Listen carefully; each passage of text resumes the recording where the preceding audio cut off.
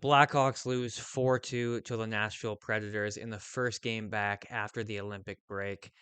Despite the loss and the bad news, there are some positives in this game.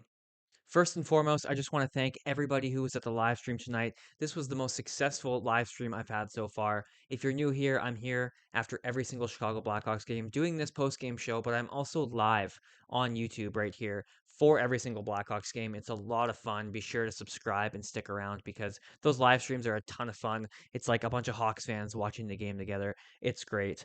But yeah, unfortunate result. Hawks dropped to 22, 27, and 9 in a 4-2 loss to the Predators. But like I said, there's some positives to take away. We got some questions from Twitter too, so let's get into it. I didn't like the first period. Um, it wasn't a great first period for a few reasons. Uh, a lot of turnovers in our own end, which I didn't like. We came out kind of flat.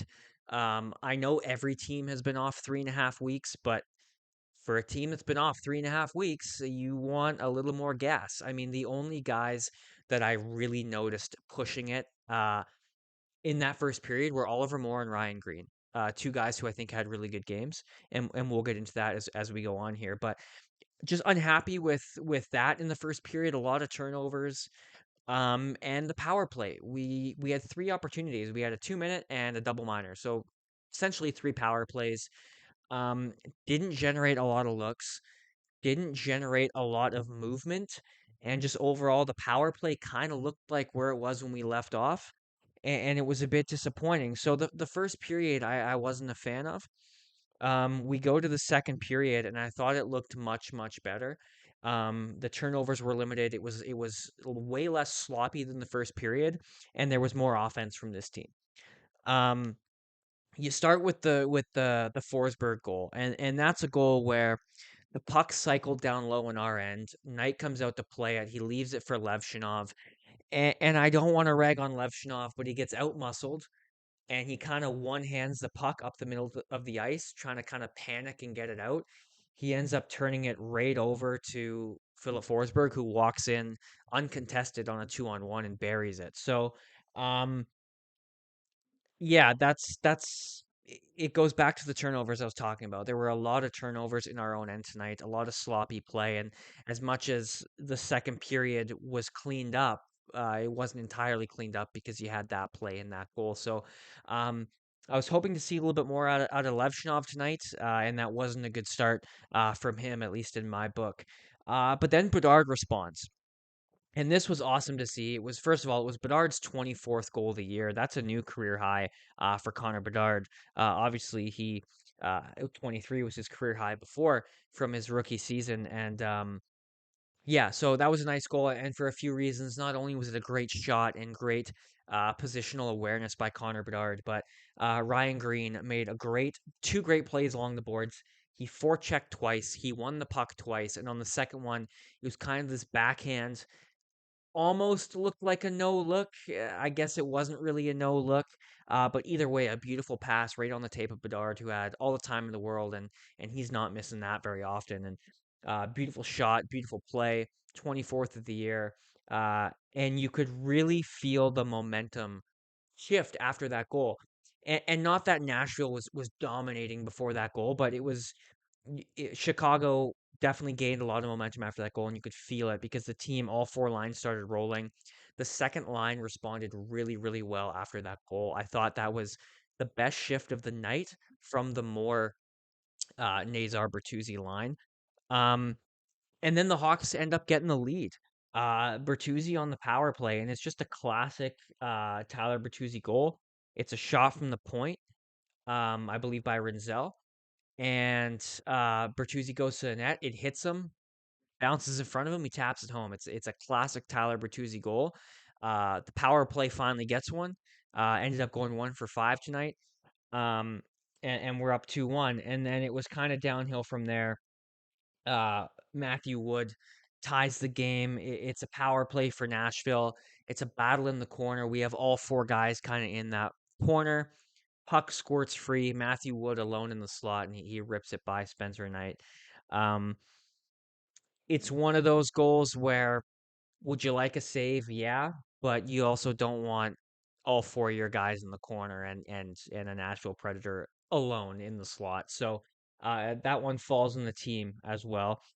And then Ryan O'Reilly um, gave Nashville their lead. And this is a play where Rinzel just doesn't take the stick. It gets put in front to Ryan O'Reilly, and you want to see Rinzel take the stick, and that's something that Jeff Blashill talked about a lot when it came to Ryan O'Reilly before the or sorry, not Ryan O'Reilly, Sam Rinzel before the Olympic break was one of the things he has to work on is that boxing out and particularly his stick work and stick checking and tying up sticks and that's a flaw we saw in this goal. So it's part of Sam Rinzel's development curve.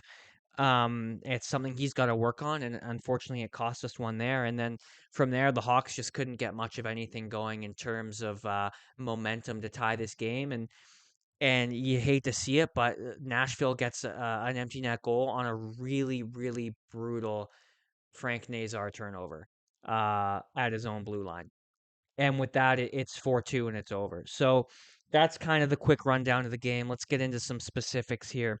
Um, let's start with the line combinations, specifically Burakovsky on the first line and Tavo on the fourth line. Now, a lot of people, myself included to a degree, are upset with Burakovsky on the first line. And I totally agree. I see where people are coming from. The stretch before the Olympic break was awful, and tonight was not better. Tonight was bad. He did not have a good game. His first shift of the game, he turned the puck over in our own end, and he didn't get much better as the game went on. That kind of set his tone for the game. Um, Now, Blashill's reasoning is he says, okay, Burakovsky had a really bad stretch of hockey before the Olympic break, a bad 10-ish games. But the 10-ish games before that, he was playing great hockey. And to Jeff Blashill, I agree. He did. He played really good hockey before that. But how long of a stretch do we have to see here of bad hockey for some repercussions? Uh, why is he still on the first line? And on top of that, why is Teuvo Teravainen on the fourth line? Now, to me, my best guess at Teuvo being on the fourth line is Jeff Blashill doesn't want to touch the top six of Green, Bedard, Burakovsky, and more Nazar Bertuzzi. My guess is he doesn't want to touch that. And there must be something he likes about the third line in Donato, Dickinson, Mikheyev, who had a great game where he doesn't know where else to put Tavo, and he slots him on the fourth line and you can do that because Tavo is a very defensively responsible forward who can play in that shutdown role, and also bring a little bit of offense. And his line tonight, that fourth line, I thought had a really, really good game. I loved the fourth line's game all night. They were getting pucks deep, they were forechecking, they were winning puck battles, and they were creating opportunities. So I really, really liked what I saw out of the fourth line tonight with Tavo on there. Not that I want Tavo on the fourth line consistently. But those were kind of my thoughts on that. A couple guys that stood out for good reasons. Spencer Knight being the first one. Now, he had an 880. He didn't have the greatest night statistically, but he made some really, really good saves. And there were some points in the game where he kept Chicago in it, and he made some really impressive saves, whether it was through screens, through deflections, or through cross ice plays. Um, I thought Spencer Knight had a really good game despite the 880 save percentage. He had a lot of quality saves, I guess, over quantity. So the numbers don't suggest an amazing game, like I said, an 880, but I thought he had a really good game. But to me, the player of the game was Sam Rinzel. He played just under 21 minutes. It was 20:50 something. I don't have it right in front of me. Just under 21 minutes. He quarterbacked the first power play. He had 1 assist, 3 shots on goal, 6 shot attempts, and 3 blocks. He also um, took a bit of a beating tonight. Took a really bad high stick. It was friendly fire. He ended up coming back, but Sam Rinzel had a really, really good game, and for me, he's my player of the game. Um, but another guy who can argue for that title would be Connor Bedard. And with Connor Bedard tonight, I feel like we saw that MVP caliber um, player that he was um, early on in the year. He was creating opportunity. He was taking the puck to the net. stick handling in and out of trouble that, plays that we saw at the beginning of the year. He scored tonight. He was creating opportunities. He was physical. We saw a bit more of that edge tonight too from Connor Bedard. And overall, I really liked his game, and I think you're already seeing a big difference um, to the Connor Bedard we were seeing right before the Olympic break. He's clearly healthier now. He's taking faceoffs again. Um, and I really like what I saw from Connor Bedard tonight, and I think we're gonna see a really strong end to the year from him, and I'm really looking forward to it. Um, Couple other things I noticed here: the power play looked bad, but got one. And the issue with the power play wasn't so much what it was before, where it being the entries were the issue. The entries weren't perfect tonight, but they spent a lot more time in the offensive zone than they have in the past. For me, what the issue was tonight was there was no urgency in getting the puck to dangerous spots. There was a lot of perimeter movement. Nashville's penalty kill was pretty aggressive. I thought maybe there was some opportunity to take advantage of that, but it was a lot of perimeter play. It was a lot of just throwing the puck on net. The Bertuzzi goal is a good example of that. You had a wrist shot on net, and it worked out this time because you had a clean rebound in front with Bertuzzi uncontested, but there was just a lot of floaty wrist shots on net and a lot of perimeter play, and I didn't really like that. Again, the break-ins have improved. They were winning face-offs too, which was good. But to me, that there just wasn't much urgency, and it wasn't a whole lot of threat on the power play. Um, a big gripe I had with this one that I kind of touched on earlier was the Levshinov Grizzlick pairing. They switched up the D pairings. Murphy was on his offside. Um, so it just playing with Rinzel. So they kind of mixed up the D pairing, but the only thing that stayed the same was Vlasic Crevier, obviously due to Kaiser being out. But I really didn't like the Levshinov Grizzlick pairing. It's two offensively minded guys who just, in my opinion, didn't really work together. Levshinov did not have a great game, and for me, this just cemented that you need a certain type of player.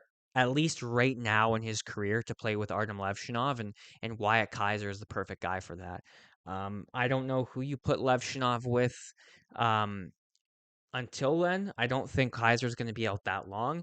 But to me, it's not Grizzlick. I don't think it should be Grizzlick. I don't like those guys together. I would like to know what you guys think, but for me, I'm really just not a fan of those two guys working together. But that's just me. If you guys think otherwise, I'd love to hear it. We have a few questions today from Twitter. After every single Blackhawks game, I take to Twitter and I ask if anybody has any questions for the post-game show. And we have a few today. First one's from Calvin. Shout out to Calvin. He's always active. He's always in the live stream. Shout out to Calvin. He says, thoughts on Bedard? Um, I kind of covered it, but the MVP is back, baby. Those are my words. Those are my thoughts on Bedard. I think we're seeing the ramp up back to October and November Connor Bedard, and I hope I'm right. I hope we see that Saturday, but I think he's back, man. His shoulder looks good. He looked good on the dot tonight. Um, and the big thing for me is that feistiness was back. He got into it with Holla. I think McCarron, he got into it a bit with. He wasn't backing down. He was throwing the first punch, you could say, not literally, but given the first shot, given the first shove after the whistle, and when Connor Bedard plays with that bite, um, I think he's playing some of his best hockey, and he was playing with that tonight. So nothing but really good things to say about Connor Bedard tonight, and like I said, the MVP is back, baby. I think he's back. Um, why did we this question's from Jason. Jason is a name and a face I haven't seen before, but thank you for the question, Jason. He says, "Why did we pick Levshinov at second overall when Demidov was available?" Um, I did a video on this during the Olympic break. For me, I don't like to think about Ivan Demidov. He's not on our team. We didn't draft him. He's not in our organization. He shouldn't be talked about more than any other player. You can be upset that we took Levshinov over him, but it is the way it is. Our focus is Artem Levshinov, and to me, I know I just said he had a really bad game, but to me, I still think he's going to be a really good defenseman. I don't want to get into the whole tangent again, but I've seen enough brilliance offensively, and the mistakes I think are coachable at this age that I think he's going to be a really solid top pairing number one quarterback, power play quarterback defenseman in this in the NHL on this team. I can't speak. So I know it's tough with Demidov doing so well, but it's also just natural that Demidov's going to be doing better. He's a forward. It takes defensemen on average longer to develop. So for me, I'm not worried. And if he's still not playing well when he's 21 or 22, 23 years old, then we can circle back and have this conversation. But for right now, to me, there's no point in having this Demidov conversation. I'm not worried about Levshinov. If he doesn't get better, I'll be worried. But now's the time for him to be making these mistakes, and I think they're absolutely coachable. And I'm not worried. Um, we have one more question from Blackhawk Mustang on Twitter. Shout out to Blackhawk Mustang, another guy who's super active. Um, someone needs to ask. He says, "Does Burakovsky deserve to stay on the first line?" I already kind of touched on that at the beginning. I don't think so. And I don't want it to seem like I'm saying Burakovsky is not a first line forward. He's not right now, but I think he can get back to how he was playing at the beginning of the year, because when he was playing, when he was on at the beginning of the year, he was Bedard's running man. He was the guy that was setting up Bedard to be the MVP type player. So when Burakovsky is on, that trio of Burakovsky, Bedard, and Green is chef's kiss, as some might say. And I don't think you tamper with that. But for right now, with the way he's playing, there needs to be repercussions, just like there is with the young guys. He needs to get his ice time cut down. He needs to get demoted until he figures things out. I don't think you leave him up there until he figures it out. I think you take him off until he figures it out, and then you reward him with more ice time. That's kind of my take on that. We have one more question from Scott. Shout out to Scott. This guy, Scott, I know you love to troll me, man. And this question is, why does Nancy Nazar suck so bad? I put the Nazar jersey up just for you for this video, buddy. It was not a good game from Nazar. Uh, I was pretty disappointed overall with the second line. I thought Moore had a good game. Bertuzzi looked all right. Nazar did not have a great game, especially, I mean, that turnover at the end of the game just kind of sealed the deal. He struggled on the dot tonight too. Um, I believe. Let me check Nazar's face-off stats here. I have him in front of me. Actually, no, he was 50%. He was 5-5, so he didn't struggle too much on the dot. But I still don't think he had a great game, and he's a guy who, going forward, especially near the end of the year with the $6.5 million deal kicking in next year, you need him to get going again. And to me, that I think that player is still there, and I'm not worried. I don't think anyone should be worried yet. If we get halfway through next season, he's making 6.5 and he's still not looking great, I think then we can kind of start to have this conversation. But right now, I'm not worried. That's all the questions we got. Like I said, if you're new here, I'm here after every single Chicago Blackhawks game doing an in-depth post-game analysis. Forgive me if I was a little rusty today. It's been 3.5 weeks. I'm also live on YouTube, right here on YouTube after every single or during every single Chicago Blackhawks game, rather. So be sure to like and subscribe so you don't miss that. Let me know what you guys thought in the comments below, and I'll see you Saturday. It's in! Bedard! Let's go! Connor Bedard! 1-0. Fuck yeah. Go Mikheyev. Mikheyev's got a lane. Oh, what a shot! Ilya Mikheyev. Let's go! Man, he is so good. If they let him go or if they trade him, I'm gonna be. They gotta re-sign this guy. What a shot and a good play. Was that Dickinson that flipped it out to him? All right, 2-on-1 maybe. Nazar, Bedard. Bedard stops up. He's got so much room and he scores. What a shot from Connor Bedard. My word, that was beautiful. Too bad it doesn't matter. That was such a nice shot. That stop up toe drag. He loves it. Bang.